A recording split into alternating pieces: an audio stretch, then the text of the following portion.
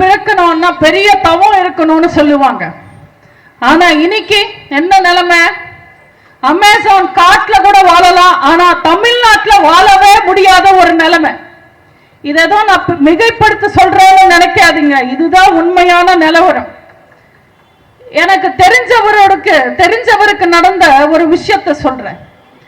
எனக்கு தெரிஞ்சவர் அவரோட பையனை ஸ்கூல்ல டிராப் பண்றதுக்கு போயிருக்காரு. அன்னைக்கு ஸ்கூல் இல்லை, ஏன்னா டீச்சர்ஸ் போராட்டம்.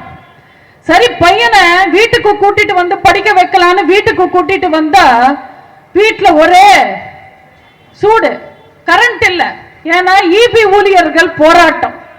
சரி, வாசல்ல உட்கார வச்சு படிக்க வைக்கலான்னு வாசலுக்கு கூட்டிட்டு வந்து உட்கார வச்சா ஒரே குப்பை நாட்டம், தாங்க முடியல. ஏன்னா தூய்மை பணியாளர்கள் போராட்டம். அந்த குப்பை நாட்டத்தை தாங்க முடியாம அந்த பையன் வாந்தி எல்லாம் எடுத்து மயக்கம் போட்டு விழுந்துட்டான். ஐயோ குழந்தை மயக்கம் போட்டுடுச்சுன்னு ஒரு லைம் ஜூஸ் பண்ணி கொடுக்கலான்னு உள்ள போய் ஜூஸ் போட போனா வீட்டுக்குள்ள சர்க்கரை இல்லை, ஏன்னா ரேஷன் கடை ஊழியர்கள் போராட்டம். சரி, குழந்தைய ஆஸ்பத்திரிக்கு தூக்கிட்டு போலான்னு வாசலுக்கு வந்தா ரோட் பிளாக், ஏன்னா அரசு ஊழியர்கள் போராட்டம்.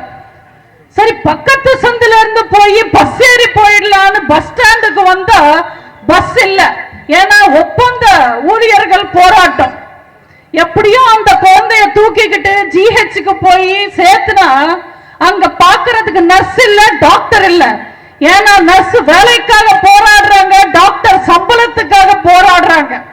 சரி, பிரைவேட் ஆஸ்பத்திரிக்காவது கூட்டிட்டு போலாம், ஆம்புலன்ஸ் கூப்பிடலான்னு போன் பண்ண ஆம்புலன்ஸ் இல்ல, ஏன்னா ஆம்புலன்ஸ் ஒப்பந்ததாரர்கள் போராட்டம். எப்படியோ அந்த குழந்தைய ஒரு வழியா பிரைவேட் ஆஸ்பத்திரிக்கு கூட்டிட்டு போய் ஊசி எல்லாம் போட்டு சிலைன் எல்லாம் ஏத்தி மருந்து மாத்திரை வாங்கி கொடுத்து அந்த குழந்தைய வீட்டுக்கு கூட்டிட்டு வந்து படுக்க வச்சுட்டு ரொம்ப டயர்டா இருக்கு, இன்னைக்கு ரொம்ப கொடுமையான நாள், போய் ஒரு கட்டிங் போடலான்னு டாஸ்மாக்கு போனா அங்க டாஸ்மாக் ஊழியர்கள் போராட்டம்.